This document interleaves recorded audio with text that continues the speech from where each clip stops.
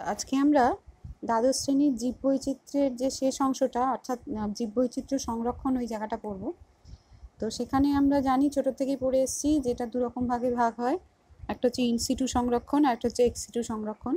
In situ সংরক্ষণ মানে জীবের যে আদি পরিবেশ সেখানেই তাকে সংরক্ষিত যদি রাখা হয় সেটা ইনসিটু সংরক্ষণ, আর জীবের আদি পরিবেশ থেকে অন্য কোনো অঞ্চলে নিয়ে গিয়ে তাকে যদি সংরক্ষিত করা হয় সেটা হচ্ছে এক্সিটু সংরক্ষণ।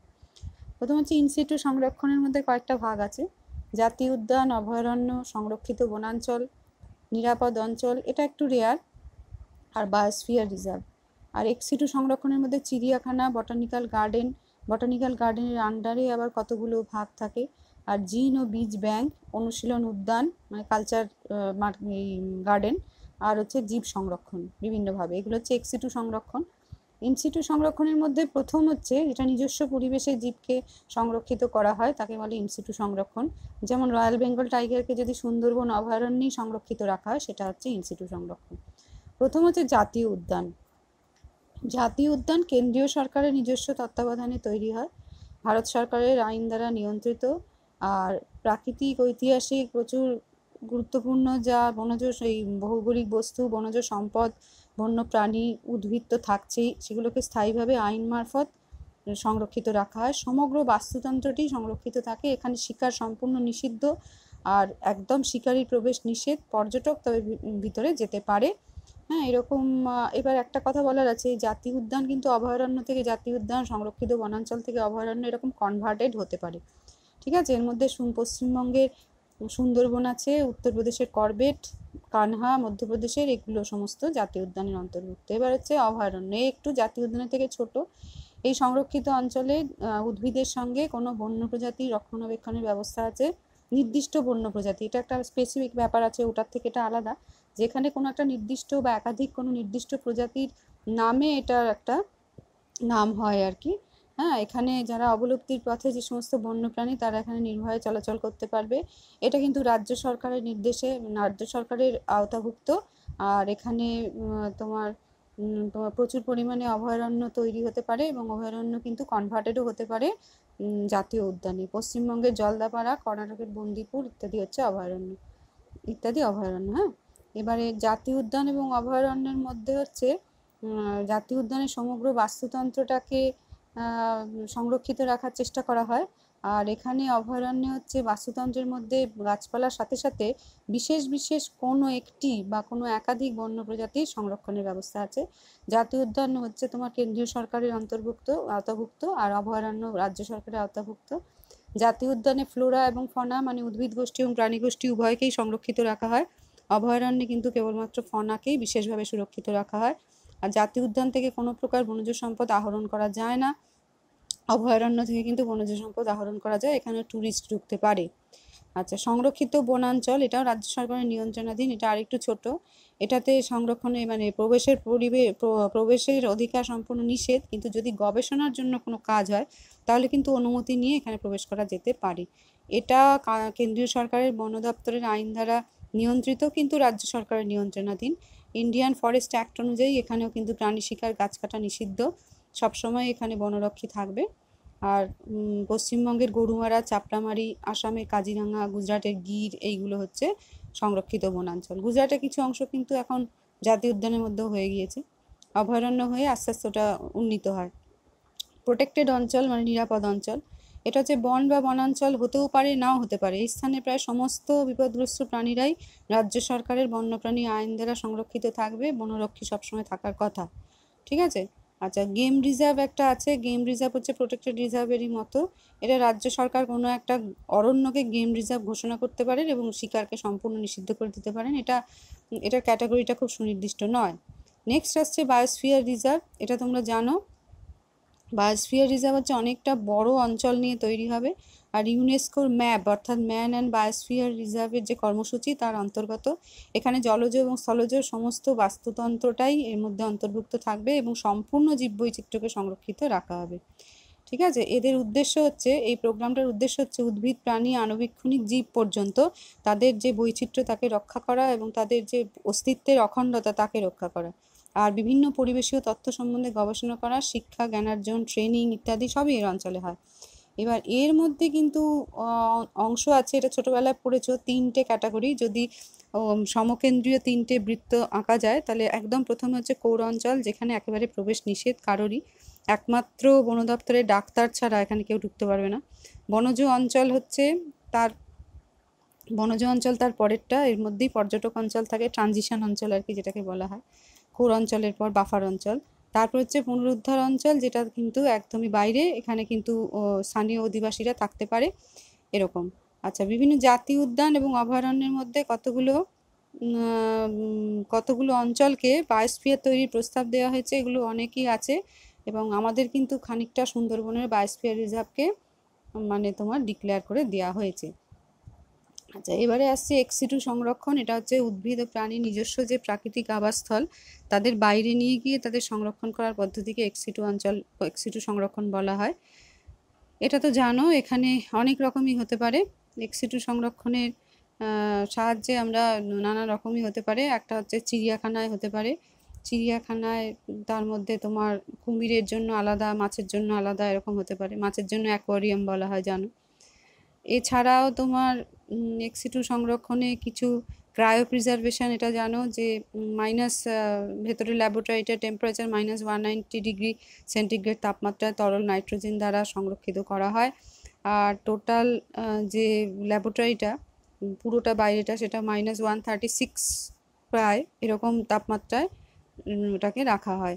আর বিভিন্ন পরাগরেণু, বীজ, গাছের বিভিন্ন অংশ, জিন, স্পাম, ডিম্বাণু, এগুলো নানান জিনিস, সিড, বীজ ইত্যাদি সমস্ত ব্যাংকে এভাবে প্রিজার্ভ করে রাখা যায়। হ্যাঁ, এটা ক্রায়ো সংরক্ষণ এবং ব্যাংক প্রিজার্ভেশনও বটে বলা হয় এটাকে। আর বিভিন্ন প্রান্তের চিড়িয়াখানায় প্রচুর পরিমাণে বিলুপ্ত প্রাণীদের সংরক্ষিত রাখা হয়। বটানিক্যাল গার্ডেনেও এগুলো কিন্তু নানানভাবে সংরক্ষিত রাখা হচ্ছে। এবারে এগুলোর মধ্যে আবার কতগুলো ভাগ রয়েছে, যেমন তোমাদের গাছের ক্ষেত্রে ধরো যদি বাঁশ জাতীয় গাছ হয় তাহলে বাম্বুসিটাম, তোমরা এটা জানো, এগুলো পড়েছো একটু একটু করে। আচ্ছা, এবার বাম্বুসিটাম হতে পারে। আর যদি তুমি মৃত গাছের কোনো মৃত বা বিচ্ছিন্ন কোনো গাছের কোনো অংশ নিয়ে করো তাহলে সেটাকে আমরা হারবেরিয়াম বলতে পারি, শুষ্ক উদ্ভিদকে যদি রাখা হয়। আর বটানিক্যাল গার্ডেনের মধ্যে যদি বৃক্ষ জাতীয় উদ্ভিদকে এক জায়গায় রাখা হয় সেটাকে আর্বোরেটাম বলে। অর্কিড জাতীয় উদ্ভিদকে এক জায়গায় রাখলে তাকে অর্কিডেরিয়াম বলে। আর বাঁশ তো বললাম আমি, বাম্বুসিটাম ইত্যাদি বলে। আর ক্রায়ো প্রিজার্ভেশনে দু রকম আছে বললাম, জার্মপ্লাজম ব্যাংক একটা, ওই ক্রায়ো প্রিজার্ভেশনই এটাও, পরাগ রেণু ব্যাংক, জিন ব্যাংক, এগুলো করা হয়। সবকটাই কিন্তু ক্রায়ো প্রিজার্ভেশনের মাধ্যমেই রাখতে হবে। হ্যাঁ, তাহলে ইনসিটু এবং এক্সিটু সংরক্ষণ এটা হয়ে গেল। ইনসিটু সংরক্ষণের সঙ্গে পার্থক্য দাঁড়াচ্ছে এই যে ইনসিটুতে জীববৈচিত্র্যকে তার স্বাভাবিক বাসস্থানে রাখা হয়, এক্সিটুতে তার স্বাভাবিক বাসস্থানে রাখা হয় না। হয় বৈচিত্র্যকে কোনো কৃত্রিম বাসস্থানে অথবা তার দেহাংশকে স্বাভাবিক বাসস্থানের বাইরে সংরক্ষিত করা হয়। ইনসিটু সংরক্ষণে বিবর্তনটা হুবহু বজায় থাকে, এক্সিটু সংরক্ষণে কিন্তু বিবর্তন বজায় থাকে না। ইনসিটু সংরক্ষণে যে প্রজাতিগুলোকে সংরক্ষিত রাখা দরকার তার সঙ্গে অন্যান্য আনুষঙ্গিক প্রজাতিও মানে নিজের থেকেই সংরক্ষিত হয়ে যায়, কিন্তু এক্সিটু সংরক্ষণে সেটা হয় না। জাতীয় উদ্যান, হেনাতেনা, এই তোমার অভয়ারণ্য, সংরক্ষিত বন, বায়োস্ফিয়ার রিজার্ভ, এরা সবাই ইনসিটু সংরক্ষণ। আর তোমার চিড়িয়াখানা, উদ্ভিদ উদ্যান, বীজ ব্যাংক, স্পাম ব্যাংক, এগুলো হচ্ছে এক্সিটু সংরক্ষণ। এগুলো আমাদের লাগছে, মানে এগুলো আমাদের ব্যবহারে লাগে। আচ্ছা, এটা গেল জীববৈচিত্র্য। হটস্পট জীববৈচিত্র্য তোমরা জানো যে মায়ার্স এটাকে প্রথম ধারণার আগে উদ্ভাবন করেছিলেন। হ্যাঁ, যে সমস্ত পৃথিবীর যে সমস্ত এলাকায় অতিরিক্ত সংখ্যায় উদ্ভিদ ও প্রাণী প্রজাতি বাস করে, যাকে মেগা ডাইভার্সিটি অঞ্চল বলে, সেই সমস্ত অঞ্চলগুলো কিন্তু দেখা যাচ্ছে বর্তমানে বিপন্ন হতে চলেছে। ওদেরকে তিনি হটস্পট চিহ্নিত করে আলাদাভাবে রক্ষণাবেক্ষণের জন্য বলেছেন। হ্যাঁ, হটস্পট নির্ধারণের শর্তগুলো জানো যে এন্ডেমিক প্রজাতির সংখ্যা, অর্থাৎ যে জাতীয় উদ্ভিদ বা প্রাণী ওই অঞ্চলে স্থানীয় বহুকাল ধরে, তাদেরকেই কেবলমাত্র বিশেষ স্থানে সীমাবদ্ধ থাকতে হবে, তাদের সংখ্যাটা ধরতে হবে। নতুন কোনো উদ্ভিদ বা প্রাণীকে ওখানে নিয়ে গেলে তাদের সংখ্যাটা ধরা হবে না। এই সংখ্যার নিরিখে তোমার মেগা ডাইভার্সিটি অর্থাৎ মহা জীববৈচিত্র্য হওয়া দরকার। বিপন্ন প্রজাতি বেশ পরিমাণে থাকতে হবে, যাতে নিকট ভবিষ্যতে বিলুপ্ত হয়ে যেতে পারে এরকম সম্ভাবনা আছে। ওই জায়গাটার একটা বায়োলজিক্যালি ওখানকার একটা বাস্তুতন্ত্র একটা বিপন্ন অবস্থায় থাকবে, এরকমটাও হতে পারে। আর তোমার ওখানে ন্যূনতম ন্যূনতম তোমার 1500টা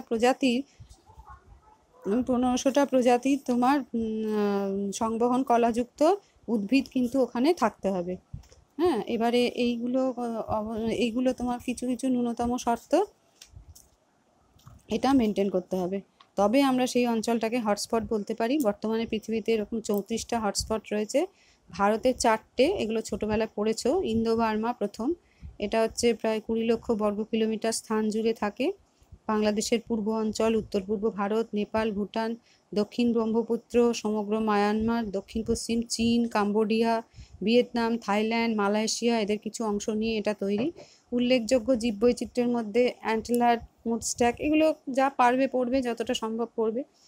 লিফ ডিয়ার, সাওলা, এগুলো থাকে। বিশেষ বৈশিষ্ট্য হচ্ছে প্রায় 1300টি প্রজাতির এখানে পাখি দেখতে পাওয়া যায়।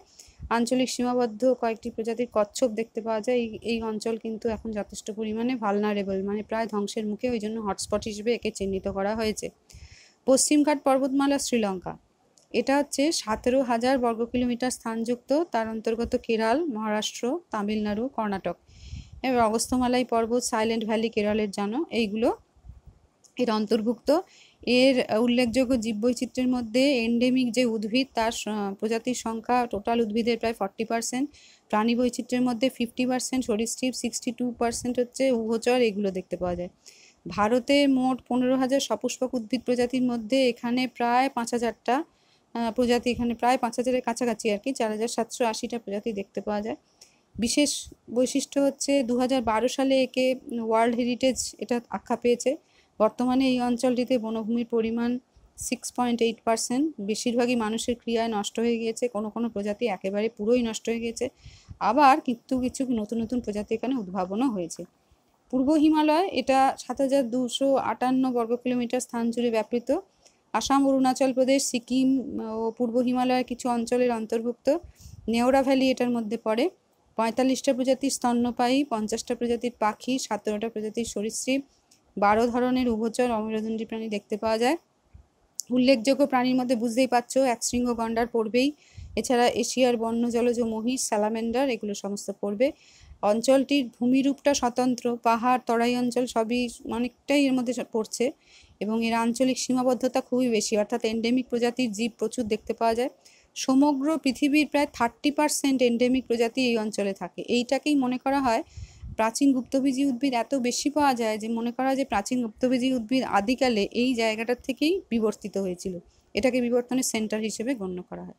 তারপরে রইল সুন্দাল্যান্ড, এটা হচ্ছে আন্দামান ও নিকোবর দ্বীপপুঞ্জ থাকছে। ম্যানগ্রোভের বিশেষ বৈশিষ্ট্য, প্রবাল দ্বীপ প্রচণ্ড সুন্দর, আর ক্রান্তীয় চিরহরিত অরণ্য এখানে দেখতে পাওয়া যায়। 2200টি প্রজাতির সপুষ্পক উদ্ভিদ, 120টির বেশি ফার্ন, প্রচুর সরীসৃপ, উভচর, পক্ষী এখানে দেখতে পাওয়া যায়। হ্যাঁ, এগুলো হচ্ছে আমাদের হটস্পট কতগুলো উল্লেখযোগ্য হটস্পট। আচ্ছা, এছাড়া তোমার হটস্পট, এবারে তোমাদের আরেকটা জিনিস যেটা তোমরা এর আগে পড়োনি কখনো, হয়তো নাম শুনেছো, সেটা হচ্ছে যে রেড ডাটা বুক এবং গ্রিন ডাটা বুক।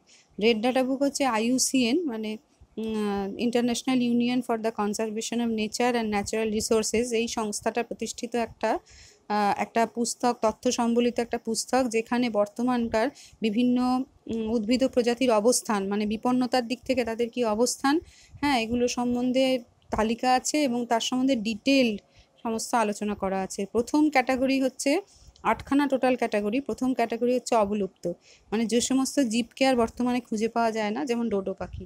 হ্যাঁ, 2 হচ্ছে বন্য পরিবেশে অবলুপ্ত, যাদেরকে নিজস্ব বন্য পরিবেশে আর নেই, কিন্তু বাগানের কৃত্রিম পরিবেশে এখনও তাদেরকে, বা কোনো চিড়িয়াখানায় বা কোনো বটানিক্যাল গার্ডেনে এখনও পাওয়া যাচ্ছে, সেটা হচ্ছে বন্য পরিবেশে অবলুপ্ত। দারুণভাবে বিপন্ন, এগুলো এখনও আছে, কিন্তু এত কমে গেছে যে অবিলম্বে এরা অবলুপ্ত হয়ে যেতে পারে।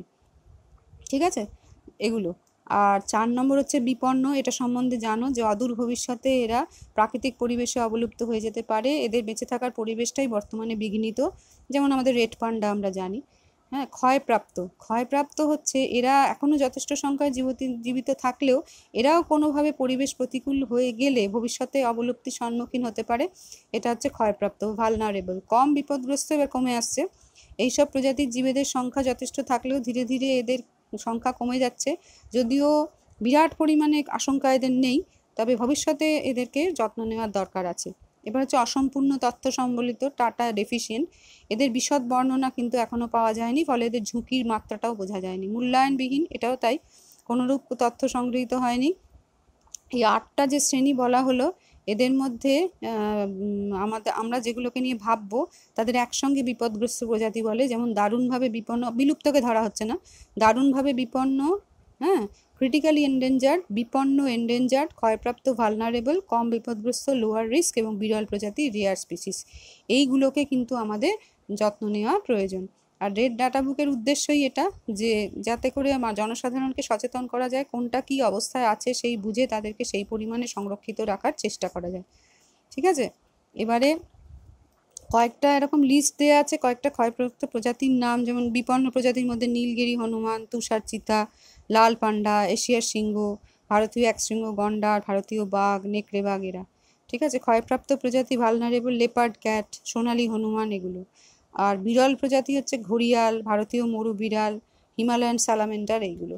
ঠিক আছে, তাহলে এইটা মোটামুটি জীববৈচিত্র্যের চ্যাপ্টারটা মোটামুটি হয়ে গেল। ঠিক আছে, এটা আজকে এখানেই শেষ করছি।